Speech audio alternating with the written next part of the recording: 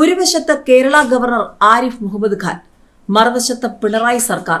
രണ്ടു കൂട്ടരും രണ്ടും കൽപ്പിച്ചു തന്നെ നേർക്കുനേർ പോര് തുടങ്ങിയിരിക്കുകയാണ്.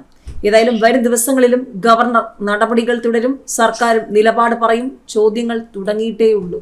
2024 ജനുവരിയിൽ നിയമസഭ വിളിച്ചു ചേർക്കാനുള്ള നടപടിക്രമങ്ങളിലേക്ക് സർക്കാർ കടക്കാനിരിക്കെയാണ് ഗവർണറുമായുള്ള ഏറ്റുമുട്ടൽ തെരുവിലേക്ക് വരെ എത്തിയിരിക്കുന്നത്. നയപ്രഖ്യാപന പ്രസംഗം ഗവർണറുടെ മുന്നിലേക്ക് എത്തുമ്പോൾ അദ്ദേഹം എന്ത് നിലപാട് സ്വീകരിക്കുമെന്നത് ഇതോടെ ചോദ്യമായി. ഭരണഘടനാപരമായ ബാധ്യതയാണെങ്കിലും ഈ അവസരങ്ങൾ സർക്കാരിനെതിരെയുള്ള കണക്ക് തീർക്കാൻ ഉപയോഗപ്പെടുത്തുകയെന്ന മാർഗം ആരിഫ് മുഹമ്മദ് ഖാൻ പലവട്ടം സ്വീകരിച്ചിട്ടുണ്ട്. മുൻപ് SFI പ്രവർത്തകരെ തെരുവിലിറക്കി ഗവർണർക്കെതിരെ സർക്കാർ യുദ്ധപ്രഖ്യാപനത്തിൽ ഇറങ്ങുകയും മുഖ്യമന്ത്രിക്കെതിരെ ഗവർണർ ഗൂഢാലോചന ആരോപിക്കുകയും ചെയ്ത സാഹചര്യത്തിൽ ഇത്തവണയും പിണറായി സർക്കാരിന് കാര്യങ്ങൾ ബുദ്ധിമുട്ടാകും. ജനുവരിയോടെ 2024 ആദ്യ നിയമസഭാ സമ്മേളനം ചേരാനാണ് സർക്കാർ ആലോചിക്കുന്നത്. നവകേരള സദസ്സ് ഡിസംബർ 23 സമാപിച്ചാൽ തൊട്ടു പിന്നാലെ ചേരുന്ന മന്ത്രിസഭാ യോഗം ഇക്കാര്യത്തിൽ തീരുമാനമെടുക്കും. ലോക്സഭാ തെരഞ്ഞെടുപ്പിന്റെ തൊട്ടു മുൻപുള്ള നയപ്രഖ്യാപന പ്രസംഗമായതിനാൽ കേന്ദ്രത്തിനെതിരെ രൂക്ഷ വിമർശനം പ്രസംഗത്തിൽ പിണറായി സർക്കാർ ഉൾപ്പെടുത്തുമെന്നും വ്യക്തമായി. ഇതിനെതിരെ ഗവർണർ ആരിഫ് മുഹമ്മദ് ഖാൻ എങ്ങനെ പ്രതികരിക്കുമെന്നതാണ് ഇനി അറിയേണ്ടത്. പ്രസംഗം അംഗീകരിക്കാതെ പിടിച്ചുവയ്ക്കുകയും സർക്കാരുമായി വിലപേശൽ നടത്തുകയും ചെയ്ത സന്ദർഭവും മുൻപുണ്ട്. ഓരോ വർഷവും ആദ്യ നിയമസഭാ സമ്മേളനം ചേരുമ്പോഴും പുതിയ നിയമസഭയുടെ ആദ്യ സമ്മേളനം ചേരുമ്പോഴും ഗവർണർ നിയമസഭയെ അഭിസംബോധന ചെയ്യണമെന്നത് ഭരണഘടനാ ബാധ്യതയാണ്. ഇതിൽ നിന്നും ഗവർണർ കൊഴിയാനാകില്ല.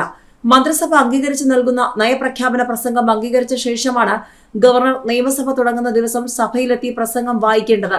ഭരിക്കുന്നത് തനിക്ക് ഇഷ്ടമില്ലാത്ത മുന്നണിയാണെങ്കിലും എന്റെ സർക്കാർ എന്ന് വിശേഷിപ്പിച്ച് പ്രസംഗം വായിക്കണം.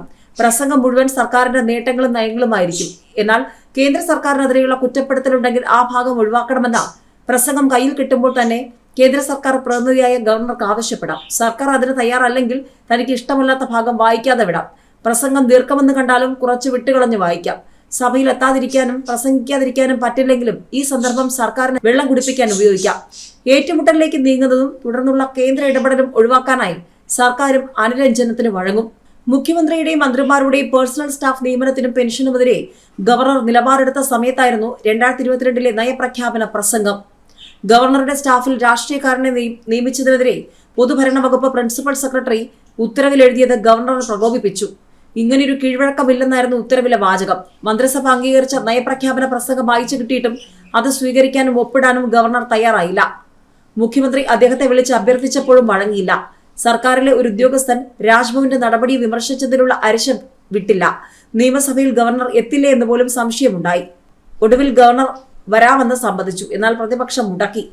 ഗവർണറുടെ അപ്രതീക്ഷിത നടപടികളും തീരുമാനങ്ങളുമാണ് ഇത്തവണയും സർക്കാരിനെ ആശങ്കയിലാക്കുന്നത്.